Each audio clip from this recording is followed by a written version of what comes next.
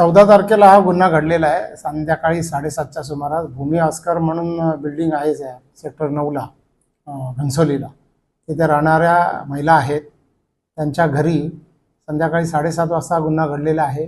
एक इसम जो त्यांच्याकडे ड्रायव्हर कम कुक म्हणून काम करत होता आणि तो पैसे देण्याच्या बहाण्याने त्याला फ्लॅटमध्ये एंट्री मिळाल्यानंतर त्याने त्या महिलेला बंदूक सदृश्य अशी वस्तू दाखवली आणि 5 लाखाची डिमांड केली.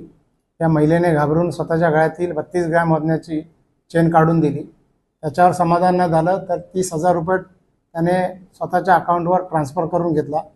त्याच्यानंतर महिलेने आरडाओरडा केल्यानंतर तो तिथून पळून गेला. पोलीस स्टेशनला त्या महिला आल्यानंतर आम्ही गुन्हा दाखल केलेला आहे. 422/2024 कलम 309(4) BNS प्रमाणे, पूर्वीचा 392 IPCचा गुन्हा दाखल झाल्यानंतर त्या महिलेला कडे तो 3 वर्षापासून काम करत होता आणि साधारण 9 महिन्यापासून त्याने ते काम सोडलेलं होतं. परंतु तो घनसोलीचा राहणारा आहे आणि त्याचा मोबाईल नंबर आणि फोटो एवढंच होतं. तो कुठला राहणारा आहे त्याचा परफेक्ट ॲड्रेस त्या महिलेला माहिती नव्हता. ही माहिती मिळाल्यानंतर आमच्या संपूर्ण टीमने पोलीस निरीक्षक थिटे, पोलीस निरीक्षक चव्हाण आणि सहाय्यक पोलीस निरीक्षक दीपक खरात आणि त्यांची टीम त्यांनी आपापले सोर्सेस गेअरअप करून टेक्निकली ॲनालिसिस काढून जी काय माहिती मिळाली अकॉर्डिंगली काल दिनांक 16 तारखेला ठाण्याच्या वैतीनगरमधून त्याचं आम्हाला डिटेल मिळाल्यामुळे तिथे टीमने जाऊन त्याला ताब्यात घेतलं.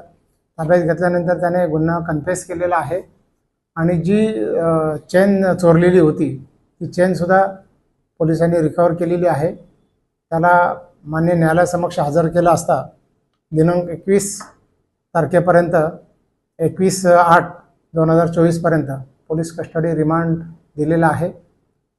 पोलीस तपास चालू आहे.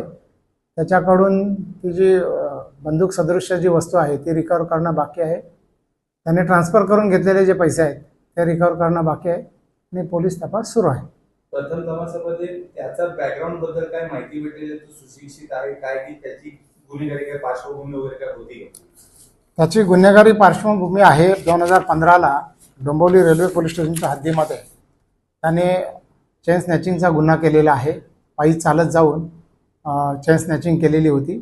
तो गुन्हा प्रलंबित आहे, कोर्टामध्ये प्रलंबित आहे. त्याचा प्रिव्हियस अँटिसिडेंट आहे आणि त्याचा अजूनही काही गुन्हेगारी पार्श्वभूमी आहे की नाही ते आमचा तपास सुरू आहे. आपण सामान्य नागरिकांना काय आवाहन कराल की अशा प्रकारचा एक गुन्हेगारी पार्श्वभूमीचा माणूस तुम्ही घरामध्ये खूप मदत ठेवता तर तुम्ही नागरिकांना काय आवाहन कराल की एखादा एम्प्लॉई जर तुम्ही तुमच्या घरात खूप किंवा ड्रायव्हर ठेवता त्याच्यासाठी काय आवाहन?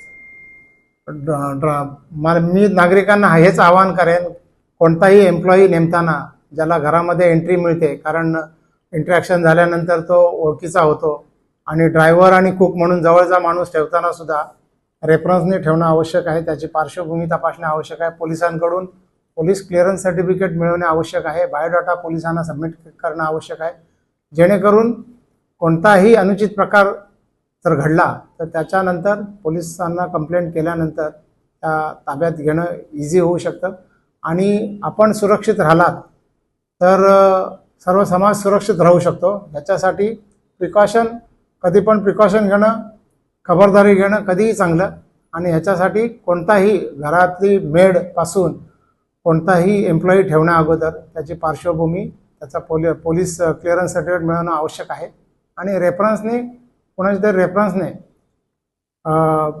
नोकरीवर ठेवताना काळजी घेतली पाहिजे. धन्यवाद.